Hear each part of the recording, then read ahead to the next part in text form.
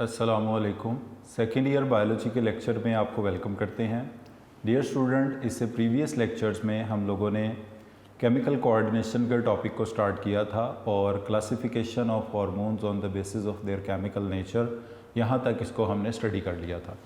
Dear student, chapter के next part के अंदर हम देखेंगे कि मुख्तलिफ ग्लैंड्स जो कि एंडोक्राइन ग्लैंड्स हैं उनका यहाँ जिक्र किया गया है और उनसे प्रोड्यूस होने वाले हार्मोन्स का यहाँ पर जिक्र किया गया है, जिसमें सबसे पहले जिस चीज़ का जिक्र किया जा रहा है वो है हाइपोथैलेमस। वैसे तो हम जानते हैं it is part of the fore brain, hypothalamus is part of the fore brain और ये नर्वस कोऑर्डिनेशन में इन्वॉल्व है, मगर ये हार्मोन्स भी पैदा करता है। और इसके हार्मोन दो किस्म के हैं, इसमें कुछ रिलीजिंग फैक्टर्स हैं, रिलीजिंग फैक्टर्स हैं और कुछ इसमें इनहिबिटरी फैक्टर्स हैं। यानी ये जो रिलीजिंग फैक्टर्स या इनहिबिटरी फैक्टर्स हैं ये ख़ुद कोई इटसेल्फ फंक्शन नहीं परफॉर्म करते, एक्सेप्ट ये कि किसी दूसरे एंडोक्राइन पर ग्लैंड पर ये इफ़ेक्ट करते हैं और उससे हार्मोन्स को सिक्रीट करवाते हैं, तो उनको हम कहते हैं रिलीजिंग फैक्टर। अगर ये उससे सिक्रीट होने वाले अदर एंडोक्राइन ग्लैंड से सिक्रीट होने वाले हार्मोन की सिक्रीशन को रोक देते हैं तो फिर हम इनको कहते हैं इनहिबिटरी फैक्टर्स, जिनको हम बोलते हैं। तो जैसे इसमें कुछ रिलीजिंग फैक्टर्स की अगर हम एग्जांपल के तौर पे बात करें तो सोमैटोट्रोफिन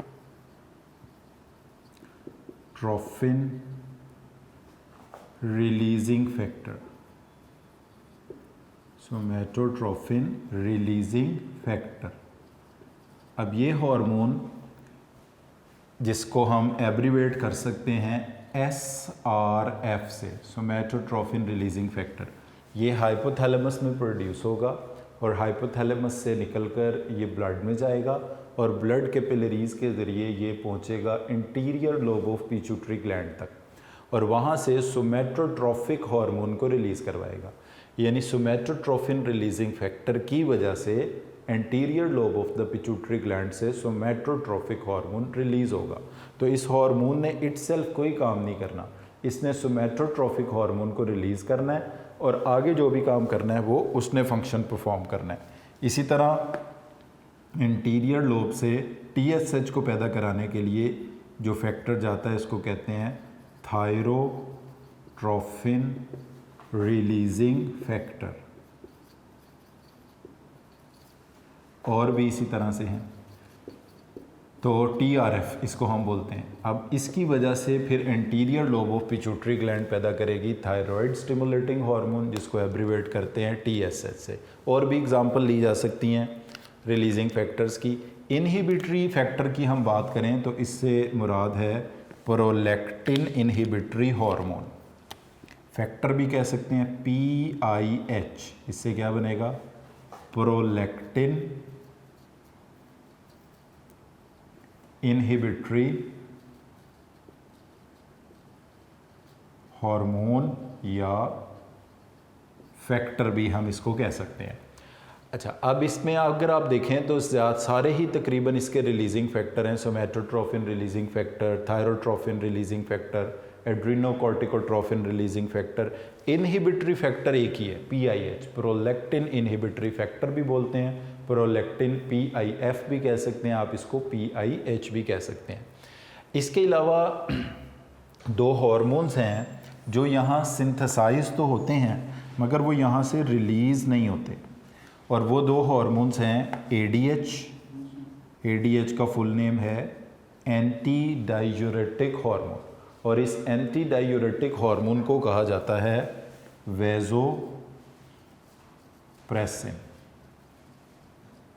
एक ये हो गया और दूसरा ये हो गया ऑक्सीटोसिन। अच्छा, अब इसमें ये होगा कि ADH वैसोप्रेसिन का ही नाम है और ऑक्सीटोसिन ये भी हाइपोथैलेमस में बनेंगे और हाइपोथैलेमस से ये डिफ्यूज़ करके पहुँचेंगे पोस्टीरियर लोब तक। तो इनके बारे में एक बहुत इम्पॉर्टेंट पॉइंट आपने याद रखना है, और फिर पोस्टीरियर लोब से ये रिलीज़ होंगे ब्लड में। तो इन हार्मोन्स को ADH और ऑक्सीटोसिन को हम posterior lobe of pituitary gland में ही पढ़ते हैं, मगर हम ये देखते हैं कि इनकी सिंथेसिस कहाँ पर हुई है, हाइपोथैलेमस में हुई है। जबकि ये जो रिलीजिंग और इनहिबिटरी फैक्टर्स हैं ये हाइपोथैलेमस से डायरेक्ट रिलीज़ होते हैं ब्लड के अंदर, इसलिए इन हार्मोन्स को कहा जाता है ट्रॉपिक हार्मोन्स। तो डियर स्टूडेंट, ये आपने बात याद रखनी है कि tropic hormones are those hormones which affect other endocrine glands. ऐसे हार्मोन जो दूसरे एंडोक्राइन ग्लैंड्स को अफेक्ट करते हों उनको कहा जाता है ट्रॉपिक हार्मोन। ये फिर स्पेलिंग ज़रा इसके आप गौर से देख लें, ये है ट्रॉपिक वर्ड, नॉट ट्रॉफिक। तो ट्रॉपिक हार्मोन्स वो हैं जो दूसरे एंडोक्राइन ग्लैंड्स को अफेक्ट करते हैं, जैसे सोमैटोट्रोफिन रिलीजिंग फैक्टर एंटीरियर लोब को अफेक्ट करेगा, thyrotrophin releasing factor anterior lobe को अफेक्ट करेगा, PIH प्रोलैक्टिन इनहिबिटरी हार्मोन भी दूसरे एंडोक्राइन ग्लैंड को अफेक्ट करेगा। तो ये ट्रॉपिक हार्मोन, जबकि ADH और ऑक्सीटोसिन जो हैं इनकी सिंथेसिस हाइपोथैलेमस से है, but they will be released from the posterior lobe of pituitary gland से इनको रिलीज़ किया जाएगा। डियर स्टूडेंट, एक MCQ पूछा जाता है कि how many parts of brain, how many parts of brain can produce hormones. ये एंट्री टेस्ट के हवाले से ही क्वेश्चन है जो आपको बता रहा हूँ। How many parts of brains can produce hormones, brain के कितने पार्ट्स हैं जो हार्मोन्स पैदा कर सकते हैं। तो डियर स्टूडेंट, ये अक्सर बच्चे इसको एक लिख देते हैं, आपने एक नहीं कहना, ये 3 पार्ट्स हैं। अब वो 3 पार्ट कौन से हैं मैं ये नाम भी बता देता हूँ आपको। 3 ब्रेन के पार्ट्स हैं जो हार्मोन्स पैदा कर सकते हैं। उसमें नंबर 1 पर तो ये हाइपोथैलेमस है जो कि हार्मोन्स पैदा करता है। इसके बाद दूसरे नंबर पर जो है वो है पिट्यूटरी ग्लैंड। पिट्यूटरी ग्लैंड का एक और नाम भी होता है, इसको कहा जाता है हाइपोफाइसिस सेरिब्री। हाइपोफाइसिस सेरिब्री जो 2 लोब सेरिब्रम की जुड़ी हुई हैं उनके नीचे वाला पार्ट है, इसको हाइपोफाइसिस सेरिब्री पिट्यूटरी ग्लैंड ब्रेन का पार्ट है मगर हार्मोन पैदा करता है। इसी तरह एक और ग्लैंड है जिसका ग्लॉसरी में जिक्र किया गया है और वो है पीनियल ग्लैंड। पीनियल ग्लैंड इसलिए बोलते हैं इसको क्योंकि ये male cone of the pinus के साइज़ के छोटा सा बराबर होता है, इसलिए इसको पीनियल ग्लैंड कहा जाता है। और इसको नाम दिया जाएगा एपीफाइसिस सेरिब्री का।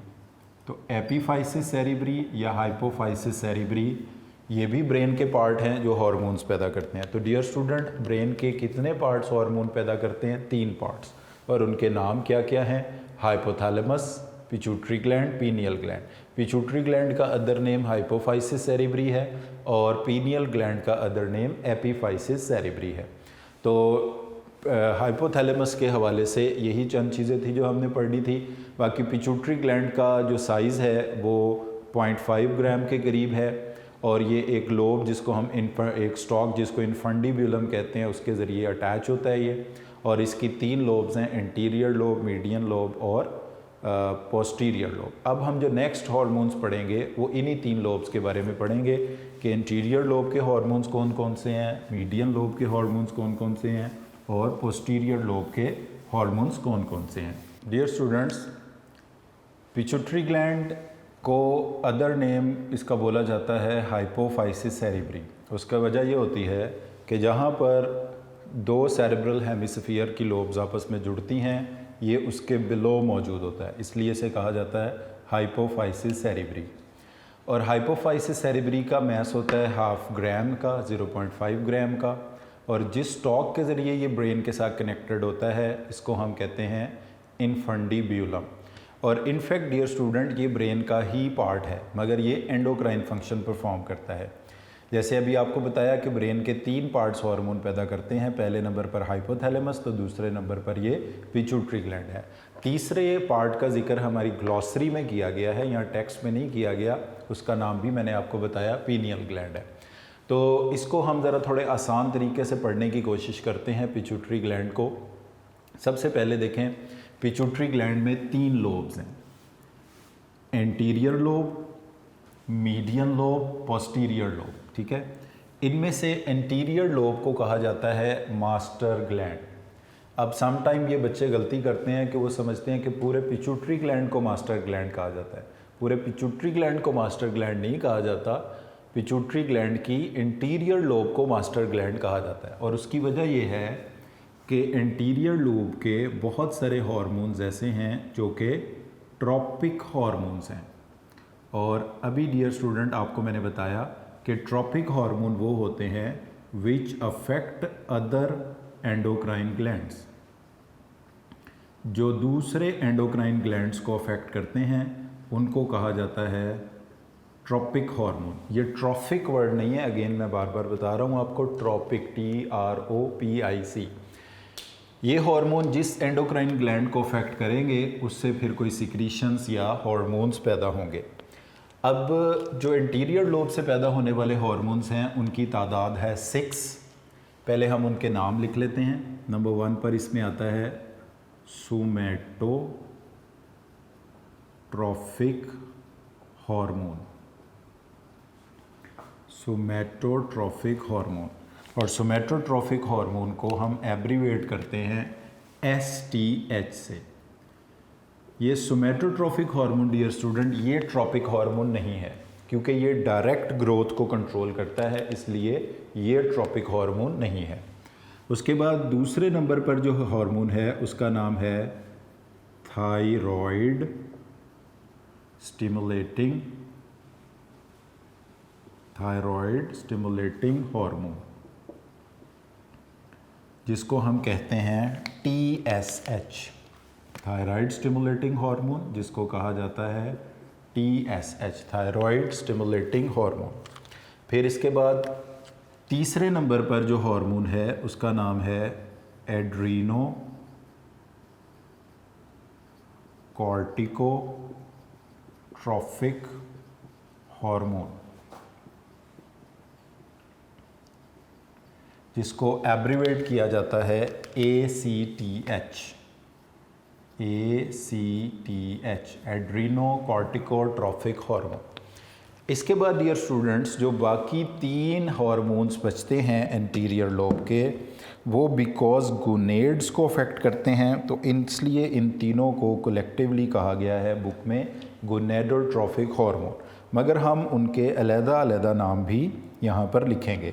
जैसे पहले नंबर पर इसमें से गोनेडोट्रॉफिक हार्मोन्स में से जो पहला हार्मोन है उसका नाम है फॉलिकल स्टिमुलेटिंग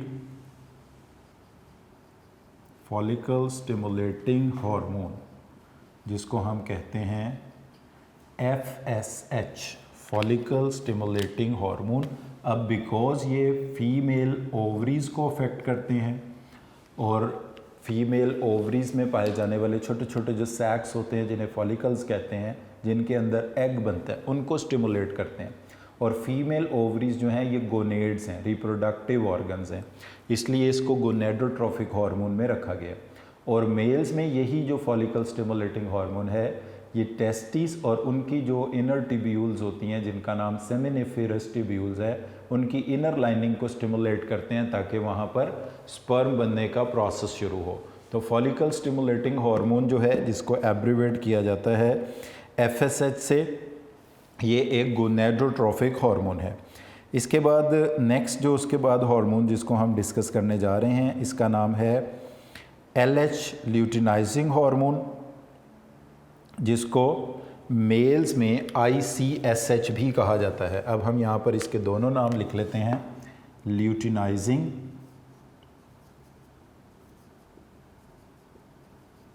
ल्यूटिनाइजिंग हार्मोन, तो एब्रीवेशन बनेगी LH इन फीमेल्स, ये हम सिंबल लगा देते हैं फीमेल्स का, जबकि इसी हार्मोन को मेल्स में कहा जाएगा इंटरस्टिशियल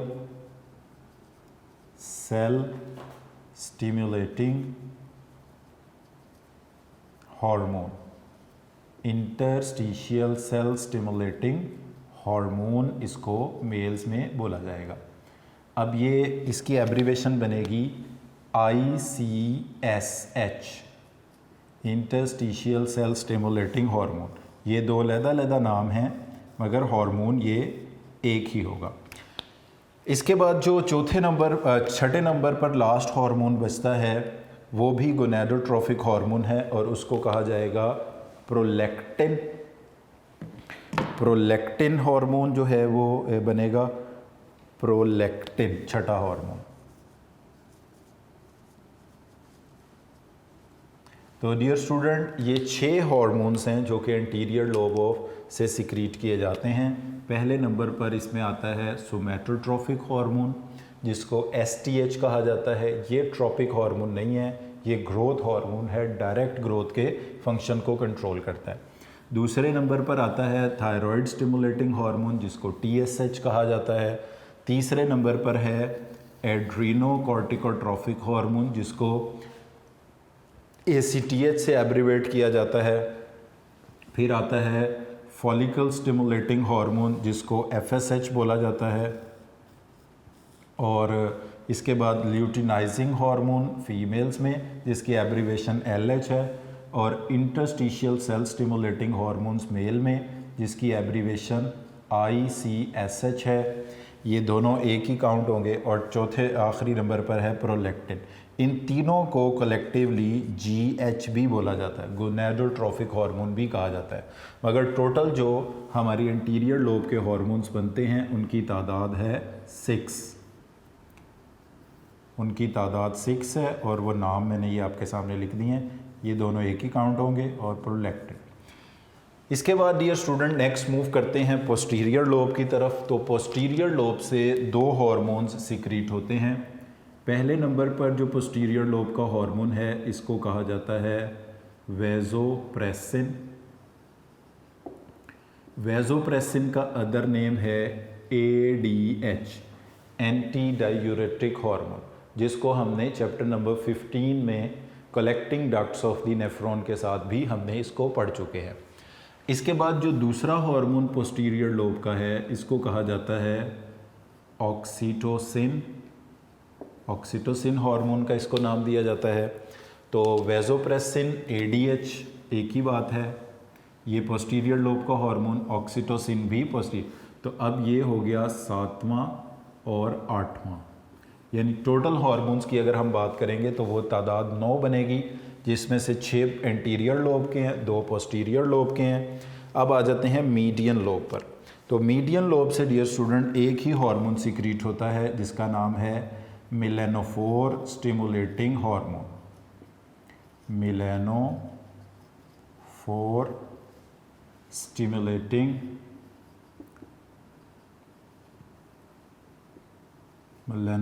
स्टिमुलेटिंग हार्मोन जिसको कहा जाता है। और एब्रीवेट इसको हम करते हैं MSH से, MSH। तो ये होगा 9th नंबर का हार्मोन।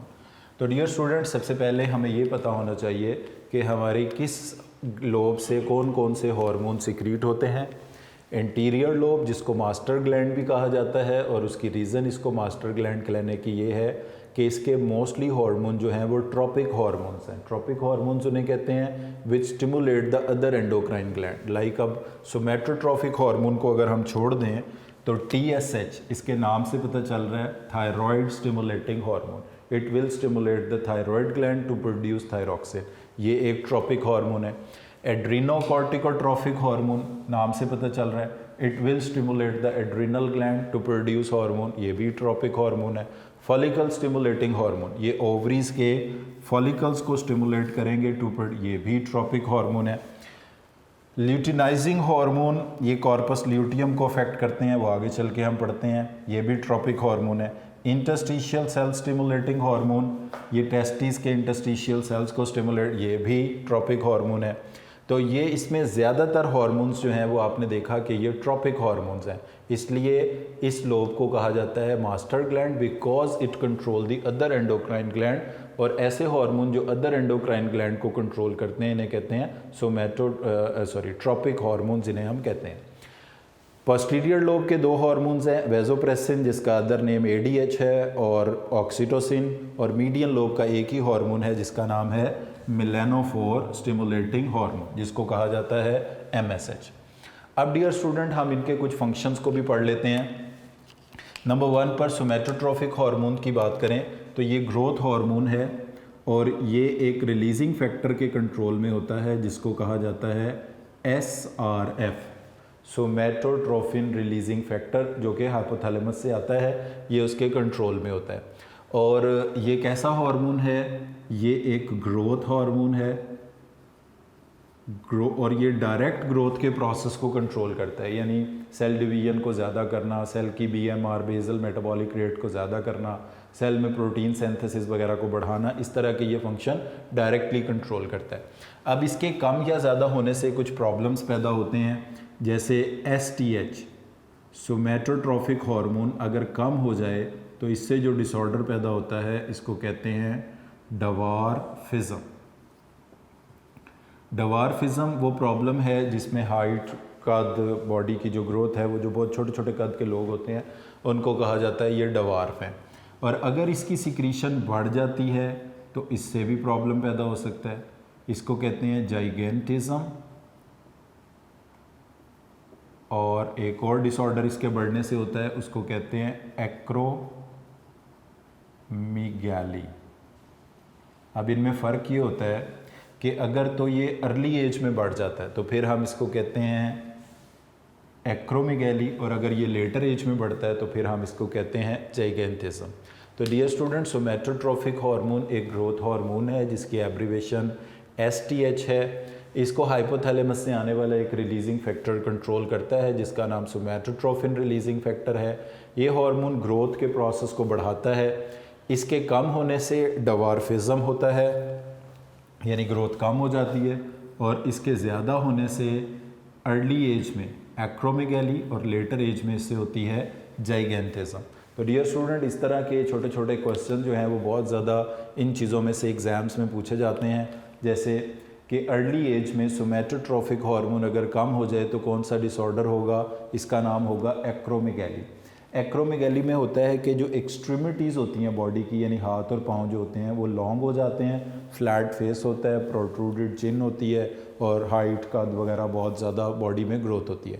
जाइगेंटिज्म में भी ऐसा ही होता है कि ग्रोथ बहुत ज़्यादा होती है, मगर ये लेटर एज में सोमैटोट्रोफिक हार्मोन के बढ़ने की वजह से होती है। और अगर सोमैटोट्रोफिक हार्मोन कम हो जाता है तो हाइट कद बहुत छोटा रह जाता है। इस कंडीशन को हम कहते हैं डवार्फिज्म।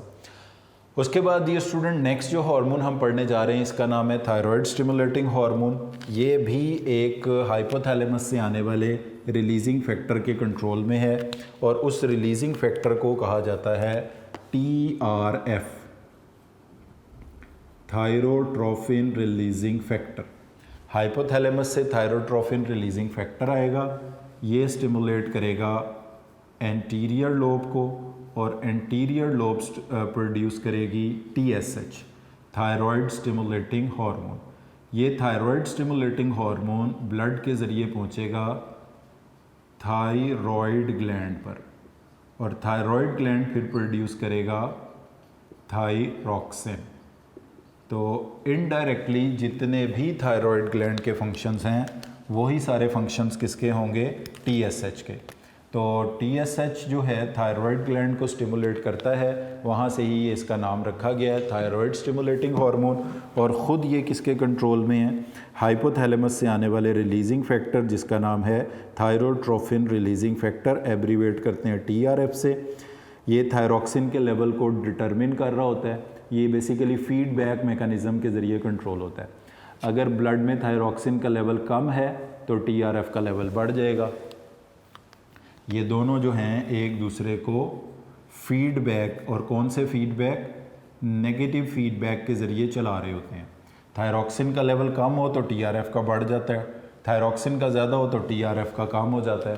तो ब्लड में थायरॉक्सिन के लेवल को मोनीटर कर रहा होता है हाइपोथैलेमस, वो उसके मुताबिक फिर thyroid releasing TRF thyrotrophin releasing factor secrete करता है या नहीं करता। खैर, जब हाइपोथैलेमस थायरोट्रोफिन रिलीजिंग फैक्टर पैदा करेगा ये इंटीरियर लोब पे जाएगा, interior lobe TSH thyroid stimulating hormone पैदा करेगा, वो थायराइड ग्लैंड के पास जाएगा और फिर थायराइड ग्लैंड जो है वो उससे पैदा होगा थायरॉक्सिन हार्मोन जो कि BMR बेजल मेटाबॉलिक रेट को बढ़ाएगा। अब इनडायरेक्टली डियर स्टूडेंट्स अगर हम देखें जो थायरॉक्सिन है ये बॉडी के कंट्रोल करता है BMR को, बेजल मेटाबॉलिक रेट को, जिसमें चंद चीज़ें शामिल हैं वो मैं बता देता हूँ आपको। जैसे ब्रेक डाउन ऑफ ग्लूकोज इसमें शामिल है, कंजम्पशन ऑफ ऑक्सीजन है, रिलीज़ ऑफ कार्बन डाइऑक्साइड है, ATP का पैदा होना है, ये सारे फंक्शंस इसमें इन्वॉल्व हैं। और इसके साथ साथ ये मिलकर थायरॉक्सिन सोमैटोट्रोफिक हार्मोन के साथ मिलकर ग्रोथ को कंट्रोल करेगा, यानी मिलकर उसके साथ ये ग्रोथ का प्रोसेस करवाएगा। और जो rapid period of growth and development होते हैं, यानी जो ग्रोथ के पीरियड हैं, यानी बच्चों के अंदर और बर्थ से पहले जो डेवलपमेंट का पीरियड, उस दौरान इसका लेवल बहुत ज़्यादा मोनीटर करना मतलब मेंटेन रहना ज़रूरी होता है। और TSH थायराइड ग्लैंड को स्टिमुलेट करेगा और उसकी सिक्रीटरी एक्टिविटी को बढ़ाएगा। इसके बाद ये जो एड्रीनोकॉर्टिकोट्रोफिक हार्मोन है इसके रिलीजिंग फैक्टर का नाम ये भी आप बुक से देख सकते हैं, मैंने पहले भी लिखा था, कॉर्टिकोट्रोफिन रिलीजिंग फैक्टर इसको हम कहते हैं। ये भी हाइपोथैलेमस से आता है और ये ब्लड में स्टीरॉयड के लेवल से गवर्न होता है। जैसे थायरोट्रोफिन रिलीजिंग फैक्टर थायरॉक्सिन के लेवल से गवर्न होता है, ये जो इसका कॉर्टिकोट्रोफिन रिलीजिंग फैक्टर है CRF, ये ब्लड में स्टीरॉयड के लेवल से गवर्न होता है। और अगर ब्लड में स्टीरॉयड का लेवल ज़्यादा है तो उसके वाइस वर्सा ये भी फीडबैक के ज़रिए कंट्रोल किया जाता है। अब ये कब बढ़ता है? ये बढ़ता है किसी स्ट्रेस के दौरान, जैसे कोल्ड स्ट्रेस के दौरान, सर्दी लग गई इसकी वजह से, हीट स्ट्रेस के दौरान, पेन की वजह से, फ्राइट किसी खौफ की वजह से, इन्फेक्शन की वजह से बॉडी में, और एक्सेस या इसकी डेफिशिएंसी जो है वो एड्रीनल ग्लैंड की डिस्टर्बेंसेस में हम पड़ी जाती है कि यानी अगर ये ज़्यादा होगा एड्रीनोकॉर्टिकोट्रोफिक हार्मोन तो ये एड्रीनल ग्लैंड के फंक्शन की सिक्रीटरी एक्टिविटी को बढ़ाएगा, अगर ये कम होगा तो उनकी सिक्रीटरी एक्टिविटी को कम करेगा।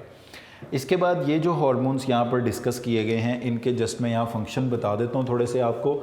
इनके डिटेल्ड फंक्शन हमने गोनेड्स के साथ पढ़ने हैं। जैसे फॉलिकल स्टिमुलेटिंग हार्मोन ओवरीज में मौजूद फॉलिकल्स को स्टिमुलेट करेगा कि उनमें फॉलिकल्स की मैच्योर होना शुरू, और फॉलिकल्स के अंदर एग बनते हैं। जब फॉलिकल्स मैच्योर होना शुरू होंगी तो एग बनने का प्रोसेस भी तेज़ हो जाएगा। उसके बाद ये ल्यूटिनाइजिंग हार्मोन वो होता है, जैसे मसलन ये एक अगर हमारे पास फॉलिकल है, इसके अंदर एग है, तो फॉलिकल का रप्चर होना, रप्चर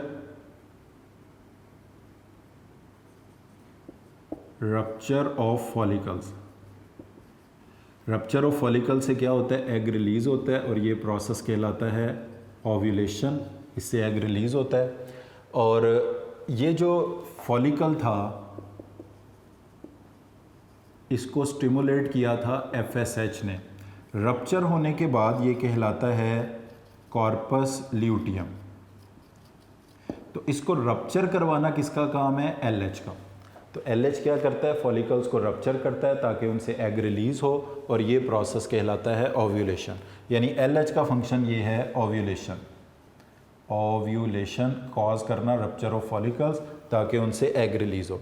और ICSH ये मेल्स में सेल्स होते हैं जिनको बोलते हैं इंटरस्टिशियल सेल। ये अभी हम आगे चल के गोनेड्स में बड़ी डिटेल से पढ़ लेंगे, इसलिए ज़्यादा वक्त यहाँ पे ज़ाया नहीं करते इसमें। और प्रोलैक्टिन हार्मोन जो है ये मेमरी ग्लैंड्स को स्टिमुलेट करता है फॉर मिल्क प्रोडक्शन, और मिल्क प्रोडक्शन को हम कहते हैं लैक्टेशन। तो लैक्टेशन के लिए ये मेमरी ग्लैंड्स को स्टिमुलेट करता है। इसको भी हमने आगे चल के इन डिटेल देख लेना है, तो वहीं पर इसको हम देख लेंगे। तो डियर स्टूडेंट, अभी हमने इंटीरियर लोब के 6 हार्मोन्स को डिस्कस किया है, जिसमें से गोनेडोट्रोफिक हार्मोन को हमने थोड़ा अभी ब्रीफली डिस्कस किया है, क्योंकि अभी आगे चल के ओवरीज़ का और टेस्टिस का टॉपिक इन डिटेल आएगा, तो उनके साथ हम या नेक्स्ट लेक्चर में हम उनको साथ रिलेट करके इसको पढ़ लेंगे।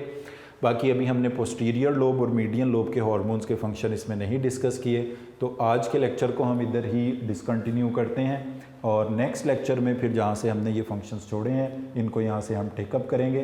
तो पिट्यूटरी ग्लैंड की इंटीरियर लोब को अभी आप लोगों ने अच्छी तरह से पढ़ लेना है। बाकी पोस्टीरियर मीडियन लोब के हार्मोन्स के नेम्स मैंने आपको बता दिए हैं, जिनको हम नेक्स्ट लेक्चर में इन डिटेल इनके फंक्शंस को 1 बाय 1 डिस्कस करेंगे। तो आज के लेक्चर को हम इधर ही वाइंड अप कर रहे हैं।